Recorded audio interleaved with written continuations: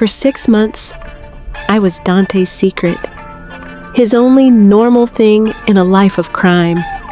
Now, he's in federal custody, and his rivals, the Rinaldi brothers, just sent me a text. We know who you are. I live a life of quiet colors, of charcoal sketches, soft oil paints, and the hushed, reverent silence of the gallery I curate. My world is small, safe, or it was. My world had a secret, a dark, thrilling, terrifying secret named Dante. He was not of my world. He was the man you read about in the whispers of the city's elite, the young Don, the man who had taken control of the shadows at only 29. He was the man the news anchors only spoke of in coded terms. But to me, in the stolen hours in my small, sunlit apartment, he was just Dante. A man with cold, blue eyes that turned warm only for me. A man who smelled of expensive cologne and steel, whose rough hands could be impossibly gentle. He was my paradox, my safe, dangerous place. He kept his world so far from me, I had almost convinced myself it wasn't real. This morning, his world shattered mine. I was sipping coffee, reviewing an acquisitions catalog, when the breaking news alert flashed across my TV. I didn't even look up until I heard his name. Dante Volkov, the 29-year-old head of the Volkov crime family, was arrested this morning in a coordinated federal raid. The ceramic mug slipped from my fingers, shattering on my hardwood floor, splashing hot coffee and shards of pottery across my feet. I didn't feel it. I just stared. There he was, my Dante, being led in handcuffs, flanked by agents in blue FBI windbreakers. He wasn't struggling. He wasn't yelling. He looked furious. His cold blue eyes stared directly into the camera, not with fear, but with a chilling, calculated promise of retribution. He was a king in chains. "Oh my God," I whispered, my hand flying to my mouth. He was gone. The one man God, I think I loved him, was gone. He was in their world now. I was alone.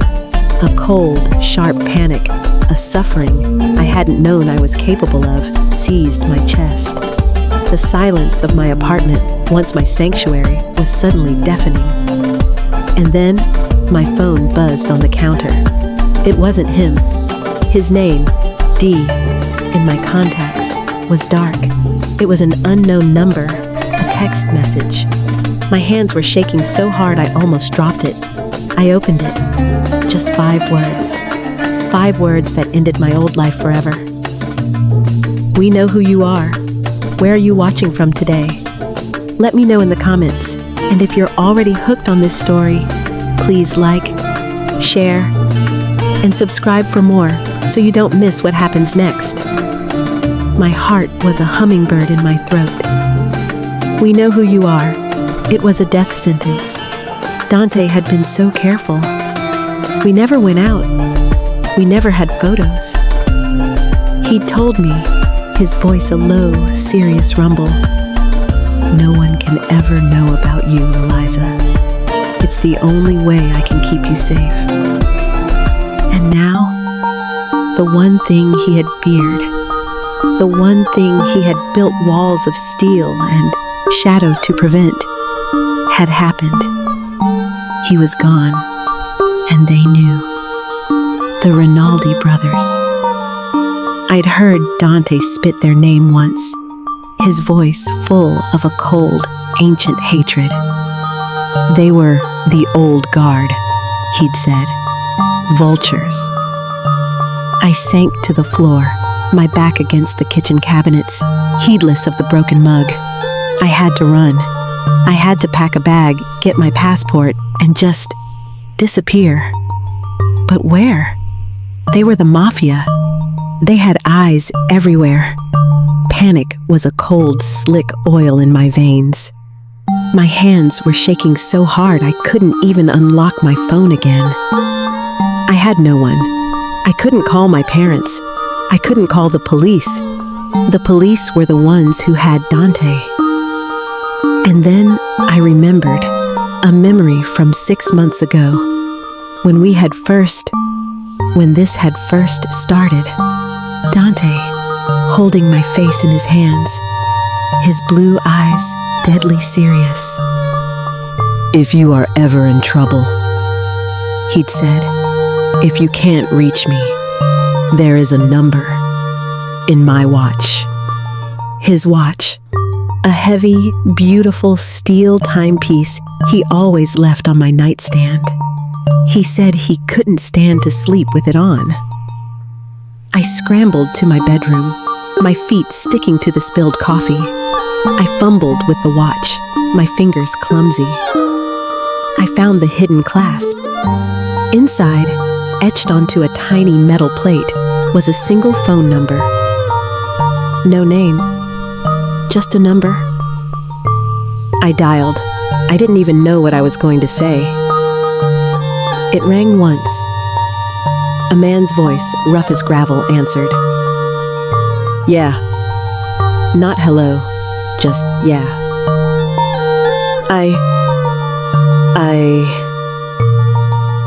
My voice was a reedy, pathetic squeak. I'm Eliza. I'm a friend of Dante's. He's been arrested, and someone sent me a text. There was a dead, terrifying silence on the other end. For a second, I thought he'd hung up.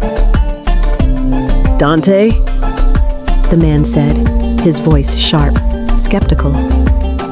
"He doesn't have friends, lady." "The watch!" I practically sobbed. "He gave me this number.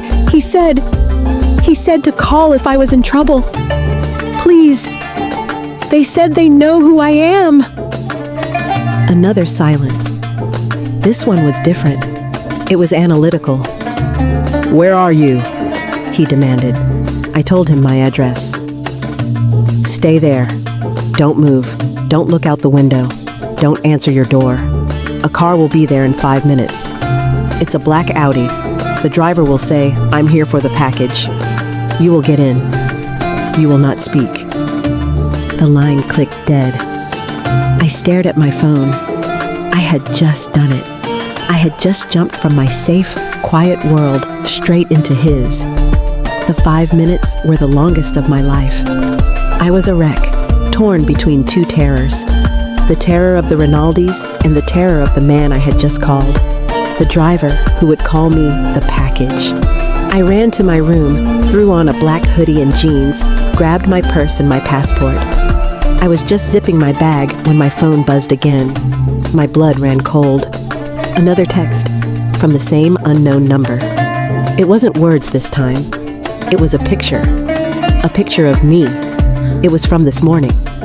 I was at my local coffee shop, the one on the corner. I was in the background of the shot, holding a pastry, laughing at something the barista had said. The photo was time-stamped, 7:15 a.m., 3 hours before Dante's arrest. They had been watching me. They had been watching me for days. They hadn't just found out about me. They had been waiting for Dante to be out of the picture. The threat was no longer an abstract text. It was here. It was real. It was breathing down my neck. My building's intercom buzzed. I jumped, a small scream tearing from my throat. I ran to the panel. "Who is it?" I demanded, my voice shaking. "I'm here for the package," a monotone, digital voice squawked back. I buzzed him in. This was it. There was no going back. I looked at my apartment, at my quiet, safe life, at the charcoal sketches on the wall. It was a life I would never have again. I ran out the door, not even bothering to lock it, and sprinted for the elevator. As the door slid shut, I saw my front door creak open. Just a crack. A shadow passed in front of the peephole. I had gotten out with seconds to spare. My heart stopped. The Rinaldis weren't just texting. They were here. They were in my building. The elevator's slow descent was a symphony of torture. Every floor it passed was a new lifetime of fear. The elevator doors opened. The lobby was empty, except for a man standing by the glass doors. He was older, in his 40s, with a face that looked like it had been carved from granite and put back together wrong. A long, silver scar ran from his temple down to his jaw. This had to be Vico, the man from the phone. He was terrifying. He wasn't in a suit. He wore dark jeans and a worn leather jacket, and he looked tired. But his eyes, when they landed on me, were sharp and missed nothing. He grabbed my arm. "Move," he growled. He didn't run. He walked, a fast, predatory stride, pulling me with him. He shoved me into the back of a black Audi, the engine already running, and jumped in the passenger seat. "Go," he barked at the driver, and we peeled out into traffic. I was huddled in the back, shaking. They were at my door, I whispered. Vico didn't turn around. "I know. We saw him. He's been dealt with." "Dealt with?" "He won't be a problem," Vico said, and the cold finality in his voice made me sick. This was Dante's world. This was Vico, his loyal second. This was the man I had just entrusted my life to. We drove for 30 minutes in absolute suffocating silence. We didn't go to a mansion. We went to a nondescript high-end apartment building in a part of town I didn't recognize. Vico led me to a penthouse. It was Dante's. Not his mansion, but his safe house. It smelled like him. That scent of steel and expensive cologne. It was all dark wood, leather, and glass.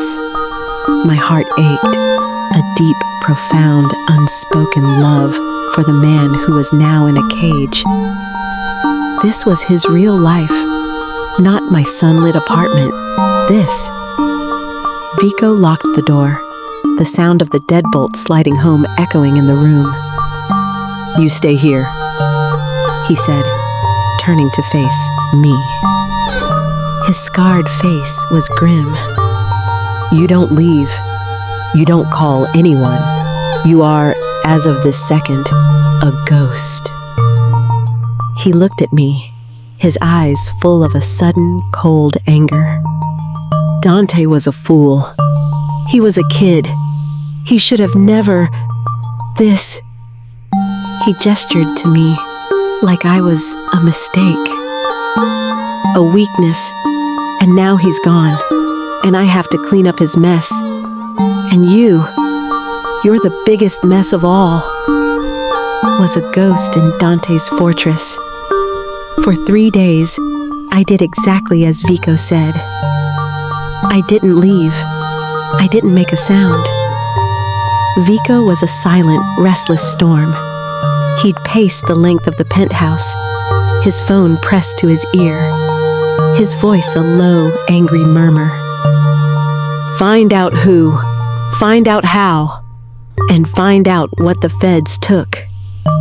He was trying to manage Dante's entire empire, which was bleeding, and protect me, the asset he clearly despised. The tension was so thick I could barely breathe.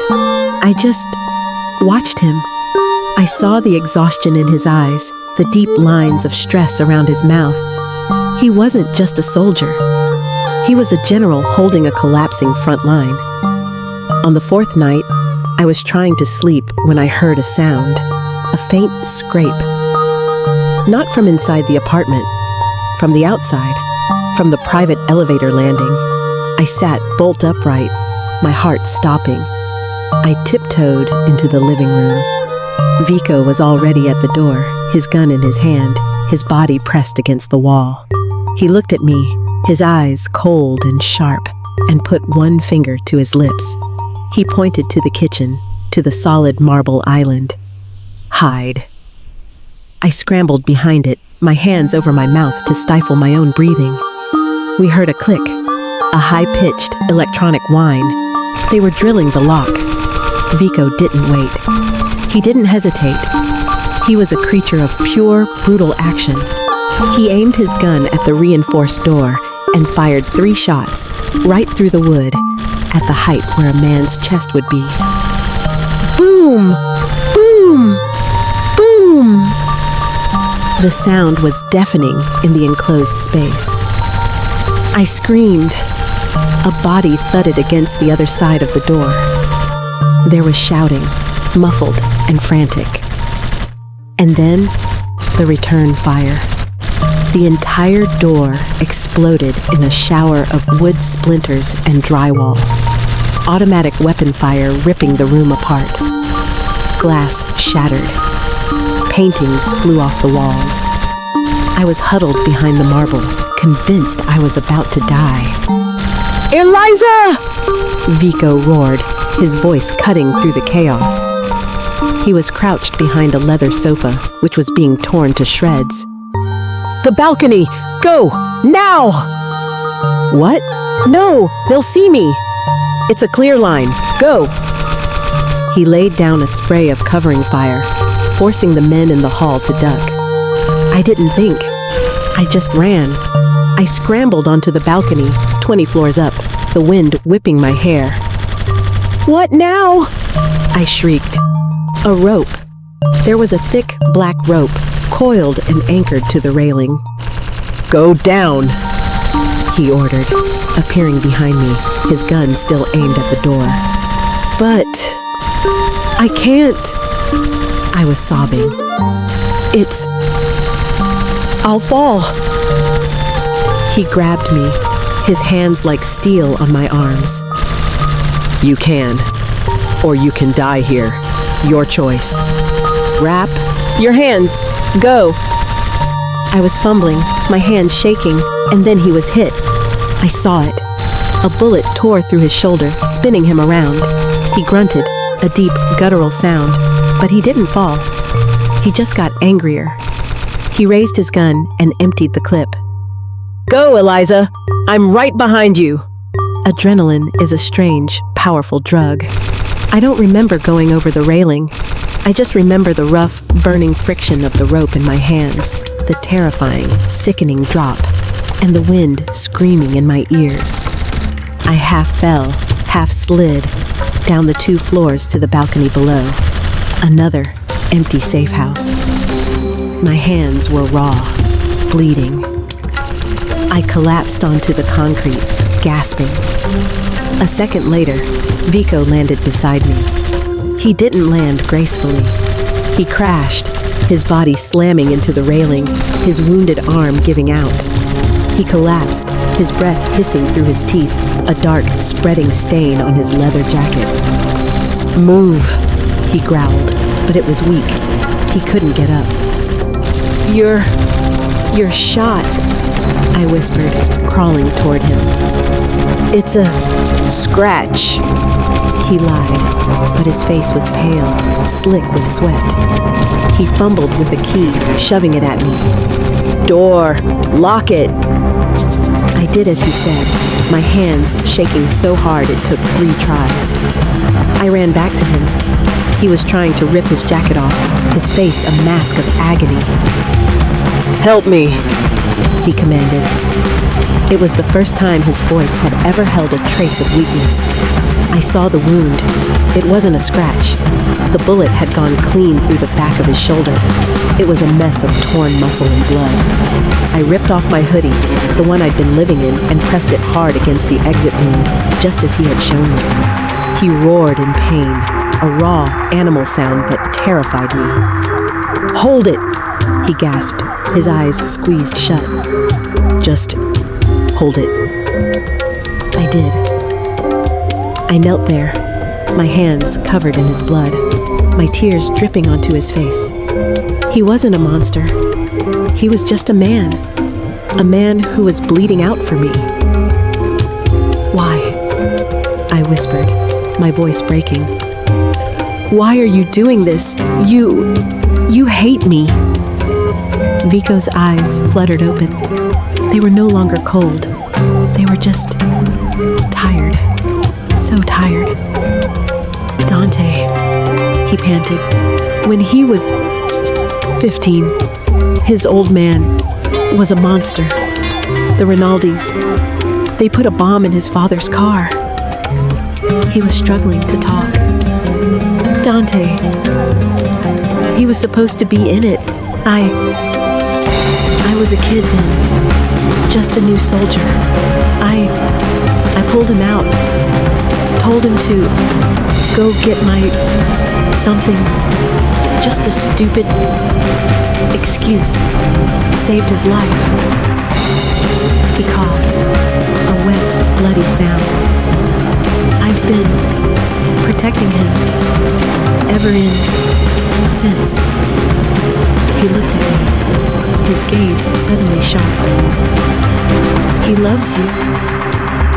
God help him, the kid. He loves you. That's why. What do you think Eliza is feeling, hearing this man she feared confess Dante's deepest secrets? Vico was fading. His eyes were closing. No, Vico, stay with me, I pleaded, pressing harder. You can't die. He wasn't just a guard. He was Dante's family. He was the last piece of him I had. My phone, he whispered, his hand fumbling at his belt. Get it. Call the exile. Tell him the prince is broken and the Rinaldis have the key. I had no idea what it meant. I grabbed his phone. It was unlocked by his blood on my thumb. I found the exile in his contacts and hit call. The line rang and rang. I was about to give up when someone answered. The connection was static, like it was from halfway across the world. Vico, you old bastard, a man's voice said, sounding surprised. It's not a good time.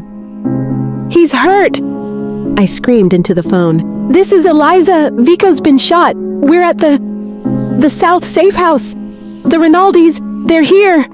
They found us. Please, you have to help. Eliza, the voice said. The casual, surprised tone was gone. It was replaced by a new, chilling, familiar voice. So, the scar was with you. That's convenient. Saves us a trip. My blood turned to ice. It couldn't be. Who is this? This is Special Agent Thorne, the voice said, now cold and professional. The man who arrested your boyfriend. Thank you for confirming your location, miss, and for confirming Vico's. We were wondering where he'd gone. I stared at the phone. It wasn't the exile. Vico's contacts. His phone. It had been compromised. I hadn't called an ally. I had called the feds. The same feds who had arrested Dante. The same feds who, I now realized with sickening, shattering clarity, leaked my name to the Rinaldis. They had set this all in motion. They wanted the Rinaldis to flush me out so they could find Vico and the rest of Dante's organization. They were using me. They were using all of us. Vico opened his eyes, sensing the new terror in my face. Who? He whispered. I looked at the man bleeding on the floor. I looked at the phone in my hand, which was now a beacon. We hadn't escaped. We had just run into a different side of the trap, and I had just told them exactly where we were. I dropped the phone. It clattered onto the concrete balcony, the voice of Agent Thorne still squawking from its tiny speaker. Miss Eliza, are you still there? Betrayal. It was a cold, physical sickness that hollowed me out. The feds and the Rinaldis were two heads of the same snake, and I had just told them exactly where we were. I looked at Vico. His breath was a shallow, wet rattle. He was dying. He had bled for me, for Dante, and I had just killed him. Vico, I whispered, shaking him. Vico, wake up. Please, they're coming. The feds. It was the feds. His eyes didn't open. The wail of distant sirens growing closer cut through the night. This was it. They were coming to finish the job, to erase the mess. I had to choose. I could run. I could try to climb down the rest of the way, leave Vico, and save myself. Or I could stay with the only man who had been honest with me, the only man who was family to Dante. I looked at his scarred, unconscious face. I couldn't leave him. I grabbed his heavy pistol from his holster. It was impossibly heavy. I didn't even know how to use it, but I pointed it at the balcony door, my hands shaking so violently I could barely hold it. I would not let them take him. I would not let them win. The sirens were deafening now. They were on the street below. I heard shouting, the thud, thud, thud of a helicopter approaching. Red and blue lights flashed, painting the buildings in a nightmare strobe. The door to the apartment we'd just fled burst open. Not federal agents. Men in black tactical gear, Rinaldi soldiers, here to finish the job. "She's on the balcony!" one of them screamed. They raised their rifles. I closed my eyes, my finger fumbling for the trigger. It wasn't Vico's gun. It was a different sound. A high-velocity, silenced sound from above. The two Rinaldi men in the doorway crumpled, falling forward. I opened my eyes. A man, dressed in all black, was rappelling from the roof. He landed on our balcony with the silence of a spider, a night vision monocle flipped up on his helmet. He wasn't a Fed. He wasn't a Rinaldi. He looked at me, at the gun in my hand, and then at Vico. "Took you long enough," he grunted, his voice having the same gravel as Vico's. He wasn't talking to me. He was talking into his earpiece. This was the exile. He must have been listening the whole time.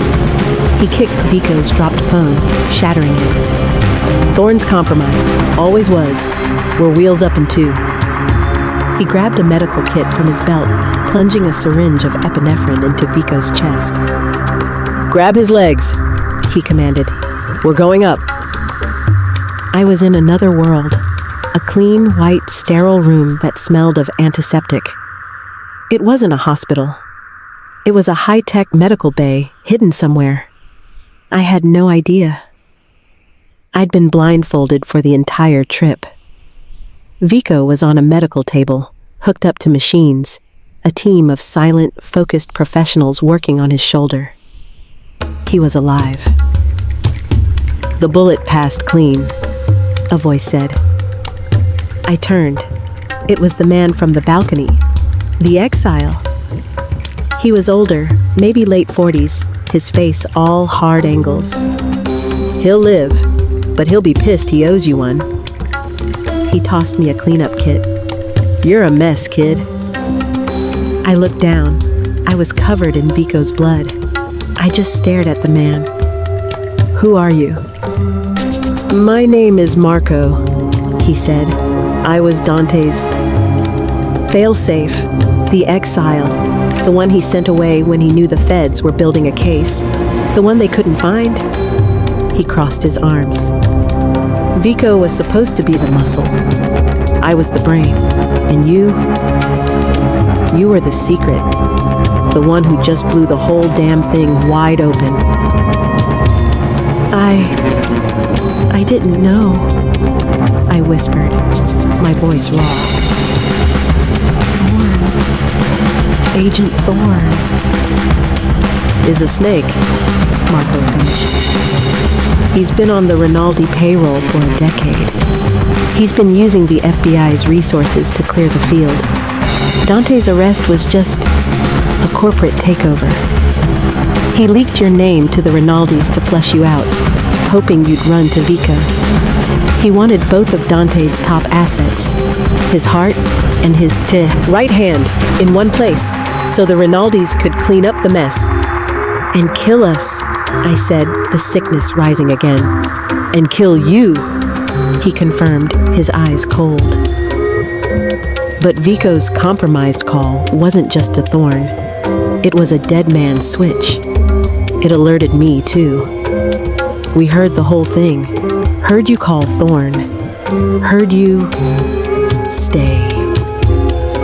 He looked at me, a new, grudging respect in his eyes. You didn't run. You stayed with him. You're not just a weakness after all.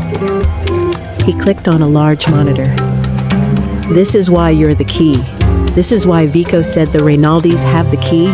It wasn't you. It was a ledger, a digital file Dante hid, a file that proves the link between Thorn and the Rinaldis, and he hid it with you. With me?